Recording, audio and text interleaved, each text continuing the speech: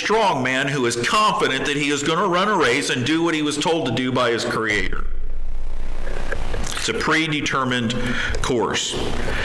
And then you look at verse 6, and we have this really interesting thing, because he's going to bring in another aspect of this whole situation.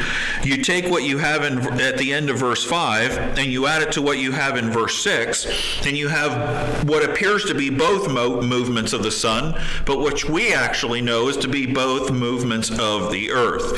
The appearance of movement across the sky, the diurnal movement from one extreme rising in the east to the other extreme setting in the west. And if you don't have a compass and you're trying to navigate, you can tell where east and west is because of the sun moving every day.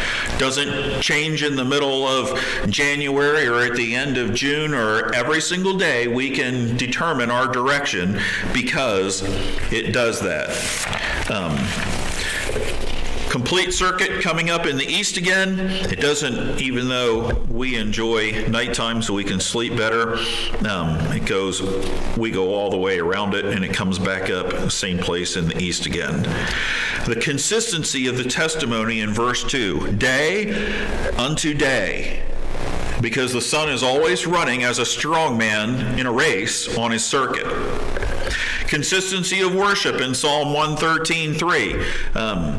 Consistency of the dependability and the fear and respect in Psalm 72:5 and 17.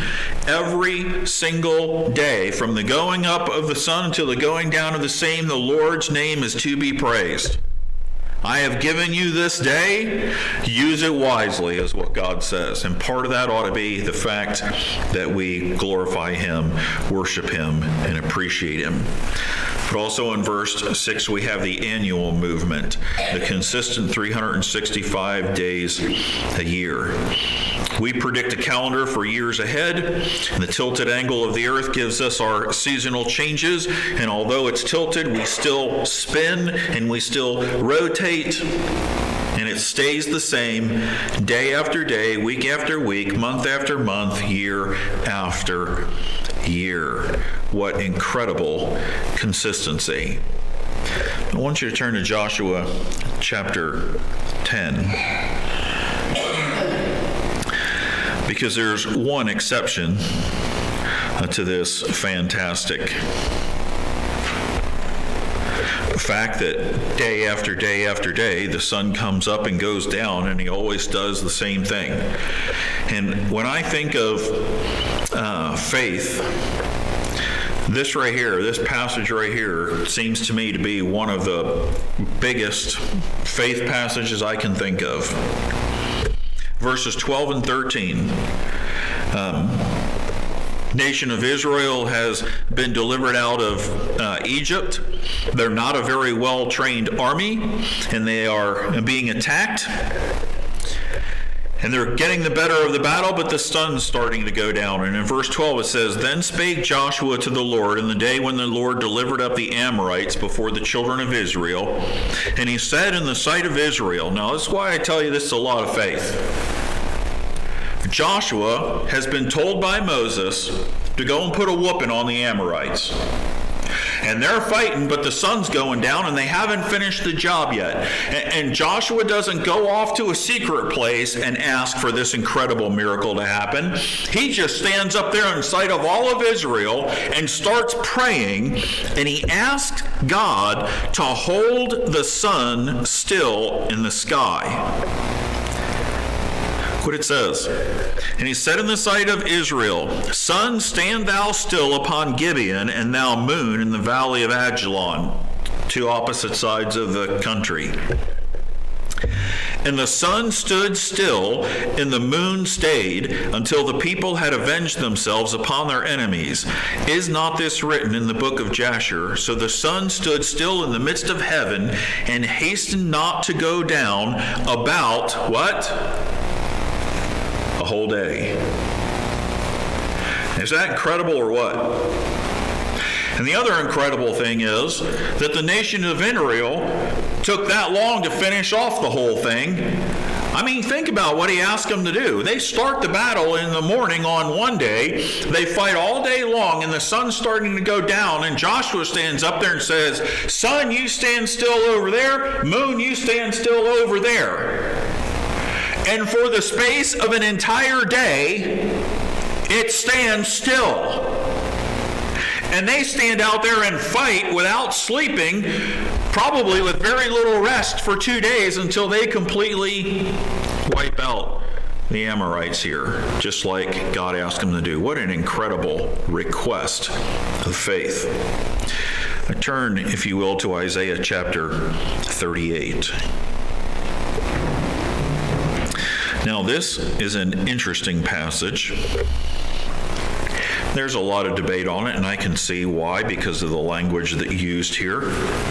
Some say this is the only other time that the sun stopped in the sky. Others argue that the sun didn't stop at this point. But in Isaiah chapter 38, verses 7 and 8, it says, and this shall be a sign unto thee from the Lord, that the Lord will do this thing that he hath spoken.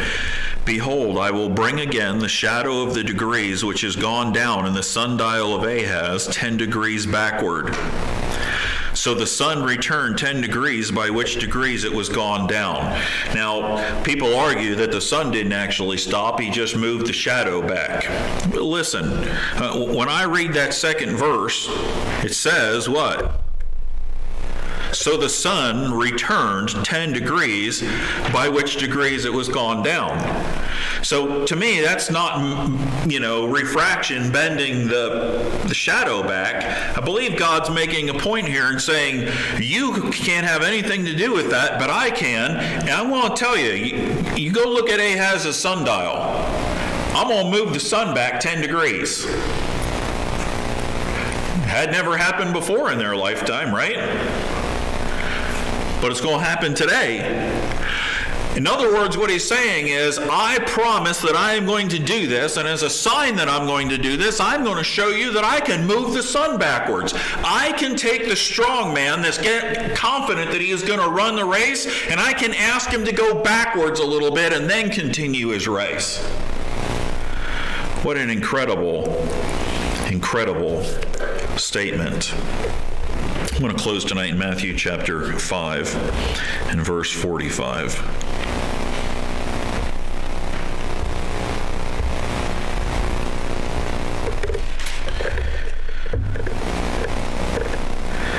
That ye may be the children of your Father which is in heaven, for he maketh his sun to rise on the evil and on the good, and sendeth rain on the just and on the unjust.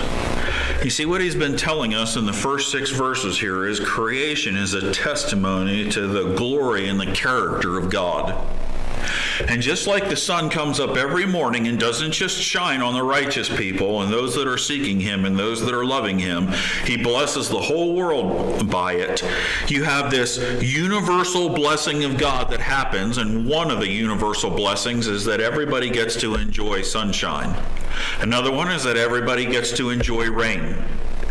You have this universal testimony of creation that he's taken 6 verses here to talk about. Its cord runs out everywhere, and without speaking a word, it testifies to everyone. That's because that's the way God treats the world. Now, does he specially bless his children? Absolutely. But there are universal blessings that are available to all of mankind that are meant to draw them to their Creator and teach them that he is a good God, he is a great God, he is a loving God. And what an incredible testimony it is to the universal faithfulness of God. When the sun comes up tomorrow morning, I know God will be there. In fact, I know God will be there when the sun goes down tonight and it's dark. And just because I can't see everything that's going on in the world around me, the tree out in my front yard doesn't disappear at night because I can't see it anymore. And God doesn't disappear because I can't see him. I see the effects of creation all of the time. And God says I ought to see the effects of his working in my life all of the time as well. Next week when we get together, we'll dig into verse 7 and we'll move from creation to his special revelation, his word. Praises or prayer requests tonight?